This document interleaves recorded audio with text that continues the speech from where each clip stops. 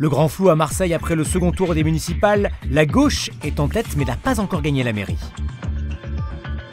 Gros plan ensuite sur Olivia Fortin, c'est elle qui a battu Martine Vassal dans son fief des 6e et 8e arrondissements.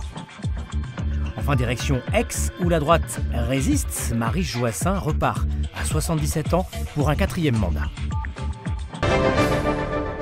Partout en France, les municipales ont livré leur verdict, sauf à Marseille où rien ne se passe comme ailleurs. On ne connaît toujours pas l'identité de celle ou de celui qui succédera à Jean-Claude Gaudin. Place au 3e tour lors du premier conseil municipal qui aura lieu samedi. En attendant, les négociations ont commencé.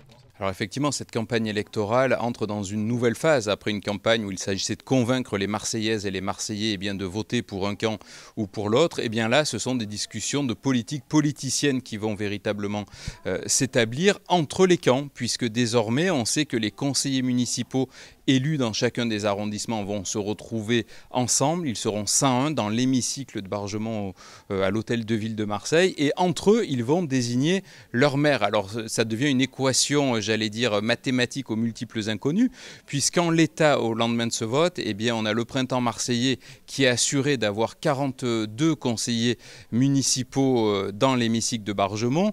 Martine Vassal, elle, peut compter sur 39 sièges dans cet hémicycle-là. On le voit bien, il n'y a qu'une majorité relative pour chacun des deux camps, puisqu'il faut avoir 51 conseillers pour détenir la majorité absolue. Alors, on va entrer dans un véritable jeu de discussion. Martine Vassal a besoin de voix si elle souhaite être élue. Ces voix, elle peut peut-être aller les chercher, par exemple, chez Samia Ghali, qui dispose de 8 conseillers dans le 15e et 16e arrondissement. Elle peut peut-être aller les chercher chez Bruno Gilles, qui dispose lui aussi de sièges, mais qui n'est pas en mesure de se présenter comme maire.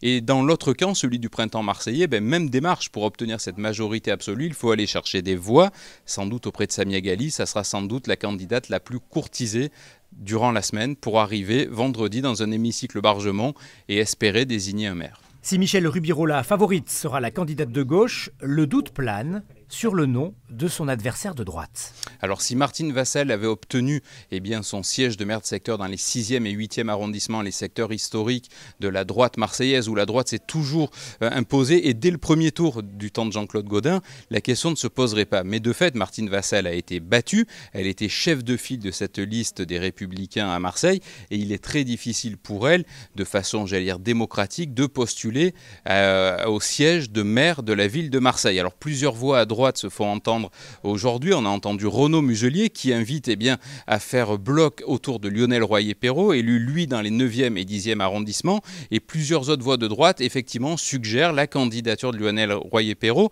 Autre nom qui revient également comme possible candidat pour le fauteuil de maire et succéder à Jean-Claude Gaudin, c'est celui de l'ancien général David Galtier qui a battu dans un duel Stéphane Ravier dans les 13e et 14e arrondissements. C'est un véritable bon coup politique. David Galtier a l'avantage d'être vierge en politique, d'être novice dans l'exercice, et il pourrait lui aussi être la personnalité qui incarne un consensus à droite pour succéder à Jean-Claude Gaudin. Les beaux quartiers de Marseille passent à gauche. Olivia Fortin du printemps marseillais sera la nouvelle maire du 6-8. Elle remplacera dans quelques jours le républicain Yves Morenne. Mais qui est donc cette novice en politique qui a battu Martine Vassal ? J'ai 42 ans, je suis chef d'entreprise. Mon travail depuis 20 ans est de faire que les choses existent parce que je fais de la production d'événements. Je m'occupe de budget, de planning, d'équipe pour pouvoir livrer à l'heure les choses qui ont été convenues. Donc ce sont des compétences qui naturellement trouvent un écho dans le cadre de l'action publique. Je suis novice en politique, mais ça fait 3 ans que j'ai décidé de m'engager pour ma ville. Je m'y suis préparée. J'ai commencé par passer 1 an à Sciences Po pour comprendre le fonctionnement des collectivités territoriales. Je travaille dans le 6e depuis plus d'une dizaine d'années et le 8e, c'est le berceau de ma famille. Ça avait énormément de sens pour moi d'être candidate ici. Je suis l'une des nièces de Pierre Rastoin, qui a été maire des 13e et 14e arrondissements sous Bigourou, qui a également été adjoint aux finances. Et Pierre Rastoin est un grand humaniste. Quelqu'un d'extrêmement brillant en plus, et qui a eu la générosité de partager beaucoup de temps avec moi pour m'aider à décrypter les arcanes locaux, et je suis extrêmement fière d'avoir pu bénéficier de son aide dans ce chemin-là.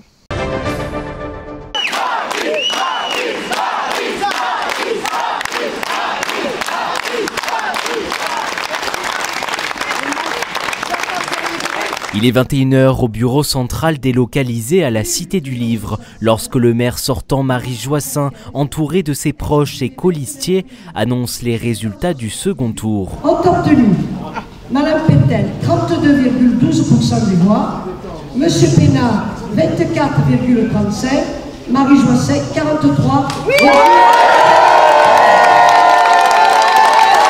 43,53% des suffrages, soit 9 points de moins qu'en 2014. Mais à presque 78 ans, la femme de droite qui entame un 4e mandat y voit une belle victoire. Avec toutes les salissures auxquelles j'ai dû faire face, je trouve que c'est un très bon résultat, moi.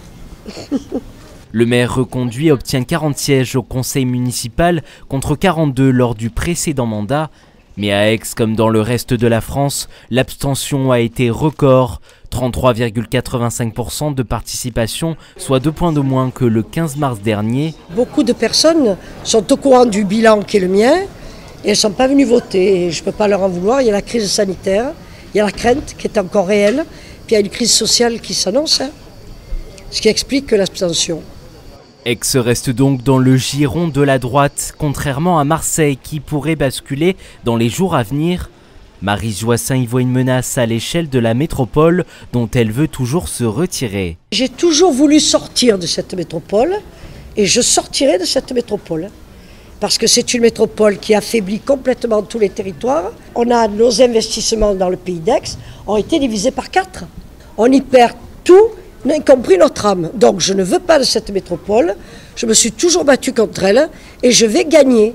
Nous ne pouvons pas ne pas gagner. Marie Joissaint est donc bien partie pour devenir le maire au mandat le plus long à Aix-en-Provence si la justice ne prononce pas son inéligibilité avant 2026.